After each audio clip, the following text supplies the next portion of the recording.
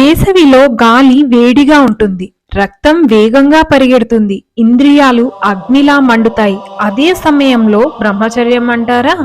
చాలా మంది అంటారు సమ్మర్లో బ్రహ్మచర్యం అసాధ్యమని. కానీ నిజమేంటో తెలుసా?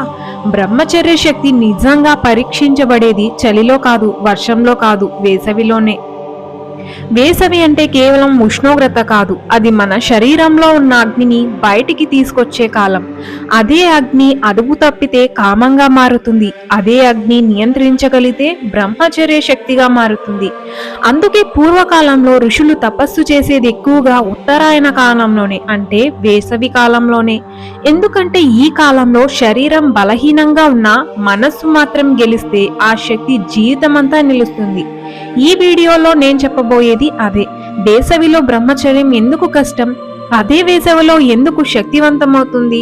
శరీర అగ్నిని కామంగా కాకుండా సాధనగా ఎలా మార్చాలి? ఇది కేవలం నియమం కాదు, ఇది ఒక అగ్ని పరీక్ష, ఒక శక్తి సాధన, ఇది ఒక జీవితం మార్పు. ఈ వీడియోని ఎక్కడ గానీ స్కిప్ చేయకండి. స్కిప్ చేస్తే అర్థం కాదు. వేసవిలో బ్రహ్మచర్యం పాటించగలిగితే జీవితంలో ఇంకేది నిన్ను ఓడించదు. సూర్యుడు తూర్పున ఉదయిస్తాడు, కానీ ప్రతిరోజు అదే ఎగ్జాక్ట్ పాయింట్లో మాత్రం కాదు. కొన్నిసార్లు కొంచెం ఉత్తరంగా, కొన్నిసార్లు కొంచెం దక్షిణంగా. అంటే ఉదయం 9 AM కి కూడా సూర్యుడి స్థానం సీజన్ కి మారిపోతూ ఉంటుంది. ఇది మన కంటి మోసం కాదు, ఇది భూమి సూర్యుడు భ్రమణం అక్షవంపు కలిసి చేసే కాస్మిక్ డాన్స్. సైన్స్ ప్రకారం భూమి అక్షవంపు, భూమి సూటిగా తిరగదు, కానీ భూమి అక్షం 23.5 degrees వంపుతో తిరుగుతుంది. అంటే భూమి తిప్పుకునేటప్పుడు సూర్యుడి వైపు కొంచెం వంగి కొంచెం దూరంగా ఉంటుంది. ఇదే అన్ని ఋతువులకి మూల కారణం. సూర్యుడు కదలడు, అది మన భ్రమ మాత్రమే. సూర్యుడు ఎప్పటికీ ఉదయించడు, అస్తమించడు, కానీ మనకు మాత్రం కదిలినట్టు కనిపిస్తుంది. కారణం ఏంటంటే భూమి తన అక్షం మీద తిరుగుతోంది, అంటే రొటేషన్. భూమి సూర్యుని చుట్టూ తిరుగుతోంది, అది రెవల్యూషన్. ప్రతిరోజు సన్ రైజ్ కొంచెం షిఫ్ట్ అవుతుంది. సన్ రైజ్ ఎందుకు ఎగ్జాక్ట్ ఈస్ట్ లో ఉండదు? ఒక 2 రోజులు మాత్రమే సూర్యుడు ఎగ్జాక్ట్ ఈస్ట్ లో మాత్రం ఉదయిస్తాడు. మిగతా 363 days మాత్రం కొంచెం నార్త్ ఈస్ట్ లేదా కొంచెం సౌత్ ఈస్ట్ లో. సూర్యుడి అపారెంట్ మూవ్మెంట్ ఎలా ఉంటుంది? మనకి సూర్యుడు ఇలా కనిపిస్తాడు. జనవరి నుండి జూన్ వరకు సూర్యుడు ఉత్తరం వైపు కదులుతున్నట్టు. దీన్ని ఉత్తరాయణ కాలం అంటారు మన పురాణాల్లో. జూలై నుండి డిసెంబర్ వరకు సూర్యుడు దక్షిణం వైపు కదులుతున్నట్టు కనిపిస్తాడు. దీన్ని దక్షిణాయనం అంటారు. సూర్యుడు కదలడు, భూమి వంగి తిరుగుతున్నందువల్ల మనకి అలా అనిపిస్తుంది. మనకి సంక్రాంతి ఎందుకు ముఖ్యమైనది? సంక్రాంతి అంటే సూర్యుడు అతి దక్షిణ స్థితి నుండి తిరిగి ఉత్తరంగా ప్రయాణం మొదలుపెట్టే రోజు. అందుకే రోజులు పొడవవుతాయి, చలి తగ్గుతుంది, పంట కాలం మొదలైపోతుంది. ఆ సమ్మర్లో 9 AM కి సూర్యుడు మరింత పైకి, వింటర్లో 9 AM కి సూర్యుడు తక్కువ ఎత్తులో. ఎందుకు ఇలా? సమ్మర్లో భూమి ఆ భాగం వంగి ఉంటుంది, వింటర్లో వెనక్కి వంగి ఉంటుంది. అందుకే షాడోస్ పొడవుగా మారుతాయి, సూర్యుడు యాంగిల్ మారిపోతుంది. ఉదయం సేమ్ టైం అయినా పొజిషన్ మారుతుంది.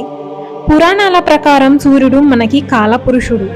సూర్యుడు కేవలం గ్రహం కాదు, అతడు కాలానికి ప్రతీక. అందుకే ఉత్తరాయణ అనేది దేవతలకి పగలు, దక్షిణాయన అంటే దేవతలకి రాత్రి. మనం పురాణాల్లో వినే ఉంటాం, భీష్ముడు ఎందుకు ఉత్తరాయణం వరకు వేచి చూశాడు చనిపోవడానికి? భీష్మునికి చావడానికి శక్తి ఉన్న ఉత్తరాయణంలోనే దేహం విడిచాడు.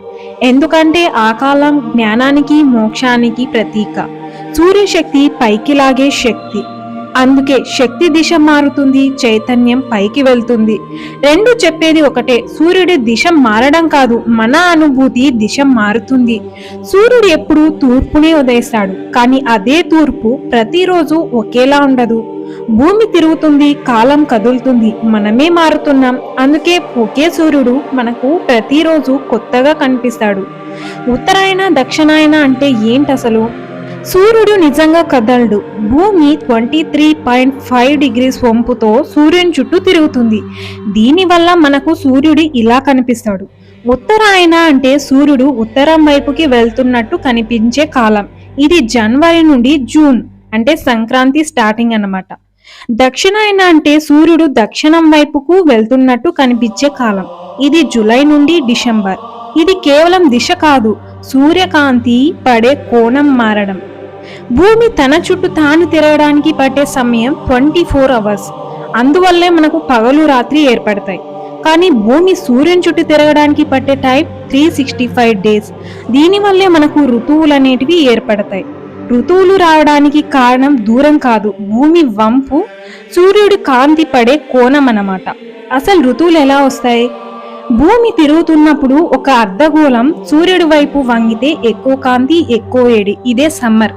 వెనక్కి వంగి తిరిగితే తక్కువ కాంతి, తక్కువ వేడి, వింటర్. మధ్య స్థితిలో ఉంటే స్ప్రింగ్ సీజన్. అంటే ఋతువు అంటే సూర్యకాంతి మనపై పడే విధానం అన్నమాట. అసలు ఇక్కడే మ్యాజిక్ జరుగుతుంది. మన శరీరంలో 70% నీరు ఉంటుంది. కెమికల్ రియాక్షన్ తో పనిచేస్తుంది. సూర్యకాంతికి రెస్పాండ్ అవుతుంది. సూర్యకాంతి వల్ల మెలటోనిన్, సెరటోనిన్, కార్టిజాల్ ఇవి మారుతాయి. అందుకే నిద్ర మారుతుంది, ఆకలి మారుతుంది, మూడ్ మారుతుంది, శక్తి కూడా మారుతుంది. ఋతువు మారితే శరీర వ్యవస్థ ఎందుకు మారుతుంది? సమ్మర్లో శరీరం చల్లబడటానికి ప్రయత్నిస్తుంది. డైజెస్టివ్ ఫైర్ తగ్గుతుంది, చెమట ఎక్కువగా ఉంటుంది. ఫలితం నీరసం, డీహైడ్రేషన్, అసిడిటీ. వింటర్లో అయితే శరీరం వేడి నిల్వ చేసుకుంటుంది. డైజెస్టివ్ ఫైర్ పెరుగుతుంది, ఫ్యాట్ స్టోరేజ్ కూడా ఎక్కువ. ఫలితం ఆకలి పెరుగుతుంది, జలుబు, దగ్గు, జాయింట్ పెయిన్స్ ఎక్కువగా ఉంటాయి. రైనీ సీజన్లో అయితే జీర్ణశక్తి బలహీనమవుతుంది. నీటిలో బ్యాక్టీరియా పెరుగుతుంది. ఫలితంగా infections, stomach issues, skin problems ఎక్కువగా ఉంటాయి. కొన్ని రోగాలు స్పెసిఫిక్ ఋతువుల్లోనే ఎందుకు వస్తాయి? ఇది కోయిన్సిడెన్స్ కాదు, ఇది బయాలజీ, ఎన్విరాన్మెంట్. ఉదాహరణ, వింటర్లో కోల్డ్ ఎక్కువ, ఆస్తమా, జాయింట్ పెయిన్స్ ఎక్కువ ఉంటాయి.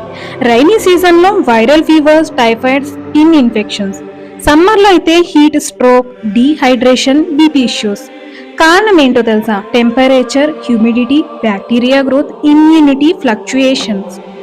అందుకే ఉత్తరాయణ, దక్షిణాయనంలో మన శక్తి ఇలా ఉంటుంది. ఉత్తరాయణంలో శరీరంలో ఎనర్జీ యాక్టివ్గా ఉంటుంది, మెటబాలిజం అప్వర్డ్. దక్షిణాయనంలో అయితే బాడీ రిపేర్ మోడ్లో ఉంటుంది, ఇమ్యూనిటీ బుల్డ్ అవుతుంది. అందుకే పూర్వకాలంలో ఆహారం ఋతువుకి అనుగుణంగా పెట్టేవాళ్ళు. జీవన శైలి కూడా ఋతువుకి అనుగుణంగా పెట్టేవాళ్ళు.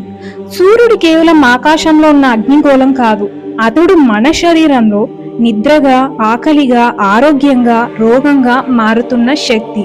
ఋతువులు మారుతున్నాయంటే కాలం మారుతోంది, మన శరీరం తన తాళం మార్చుకుంటుంది అని.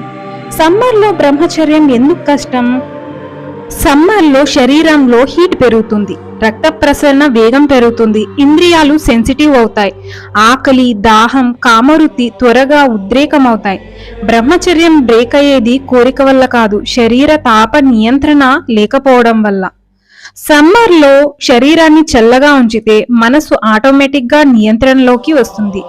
ఆ సమ్మర్ డైట్ ఏంటంటే పూర్తిగా తగ్గించాల్సినవి మసాలా, కారం, వేయించినవి, ఎక్కువ ఉప్పు, tea, coffee, bakery, fasted fruits, ఉల్లి, వెల్లుల్లి ఇవన్నీ కామాగ్నిని పెంచుతాయి. మనం సమ్మర్లో తీసుకునేటివి రాగి జావా, బార్లీ, మజ్జిగ, కొబ్బరి నీళ్లు, పుచ్చకాయ, దోసకాయ, ద్రాక్ష, చల్లటి అన్నం.